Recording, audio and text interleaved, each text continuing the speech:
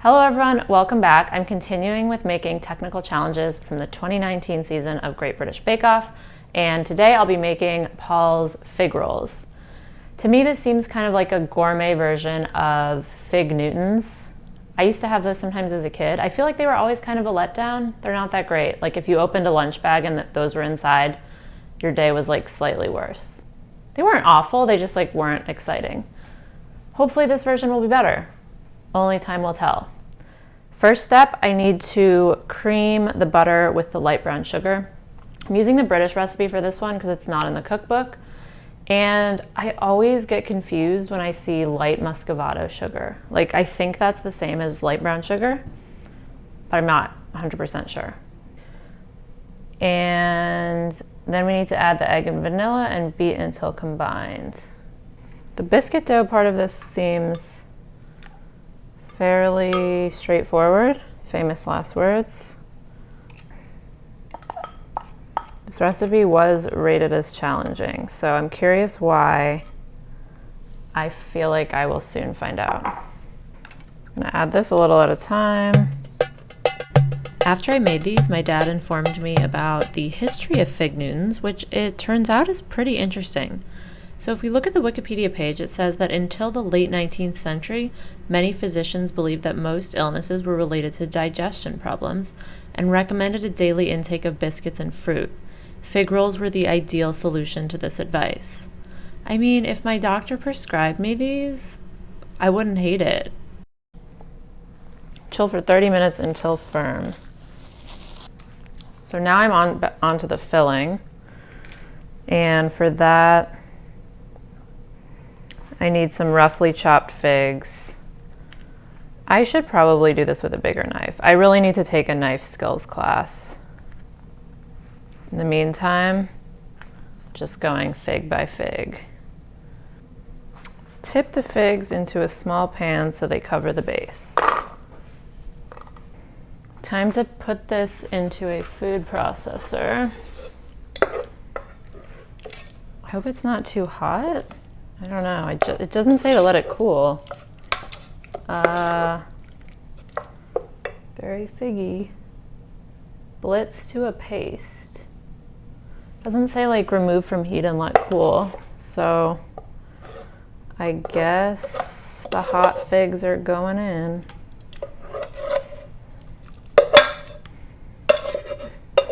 My intuition says that this should have cooled.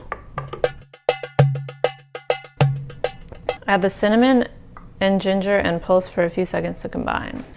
Figgy ginger mixture that I'm supposed to spread onto a plate. In the meantime, let's see how it tastes. Pretty good. I think I put the perfect amount of ginger in. It could have even used a tad bit more ginger, but it's done now. Fig Newtons were brought to the US by British immigrants, of course, and they were mostly made at home until a Philadelphia baker and fig lover, Charles Roser, invented a process in 1891 which inserted fig paste into a thick pastry dough. That is kind of a cool thing to invent. Like, I guess if he met someone at a party and they asked him what he did, he could say, I'm inventing a mechanism to insert fig paste into a pastry. Who would have thought? I am supposed to divide this with floured hands. I don't know. It's very warm and sticky. Ugh. Shortly after Mr. Roser invented this fig paste process, Kennedy Biscuit Company, based in Cambridgeport, Massachusetts, purchased the recipe and started mass producing them and called them Fig Newtons.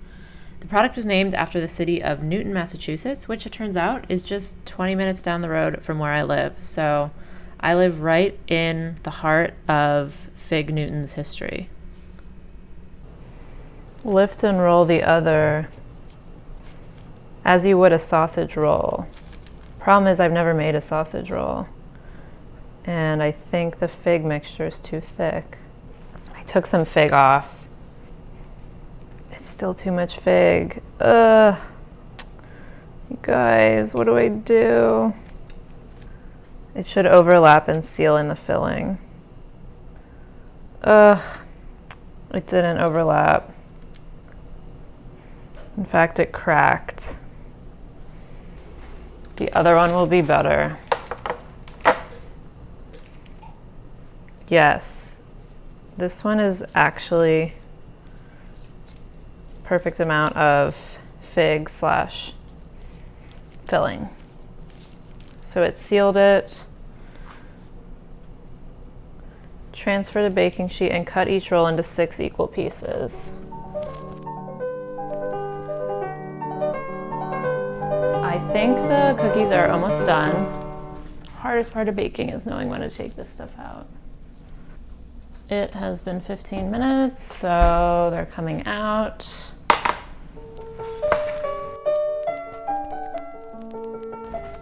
Just look at these little gourmet fig Newton babies. John and I are going to rewatch the part of the episode where these are judged, and then he will be here, hopefully, to taste and evaluate with his British background. Maybe he grew up eating these. I don't know. We'll find out. And we're back! And we're ready to try tasting these fig rolls, which are not fig Newtons, because that's what they call them in the US. So, let's see. 1, 2, 3, 4, 5, 13. Is that the right number? No, 12. Is it one too many? Yeah. Oh, I'm going to deduct a point because you made too many. No, they look really, really good. Let's see. So, eeny, meeny, miny, this one here. First, I'm going to look at it where it still feels nice and warm. Now, these have been dusted a little bit because we noticed when we rewatched the judging from the actual show, we saw that they had dusted them, but it wasn't in the instructions. So we're going to let Sarah off with that one. These smell very nice, and they feel warm. They feel not crisp but firm, but not too firm. They just feel really good. Oh yeah, they taste really nice. There might be a little bit of some kind of flavor missing, but I think that's actually the recipe. I think the recipe is a little bit blander. I left the UK. But it was really good. I'm going to give it probably a 7 or an 8. I was pretty damn close.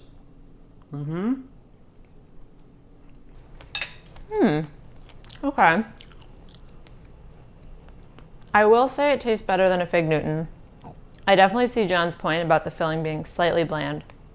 Although I will clarify, I don't think it's the recipe's fault. I'm going to actually blame myself. I think it was because I didn't quite have a good substitute for the stem ginger in syrup. Never heard of that. I don't think they sell it in the US. And I use candied ginger. I also tried to look up what the weight of a ball of stem ginger and syrup is, and I couldn't find it. So I just eyeballed it.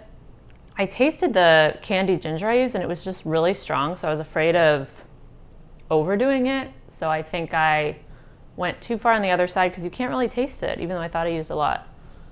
But anyway, I think the biscuit part is perfectly done.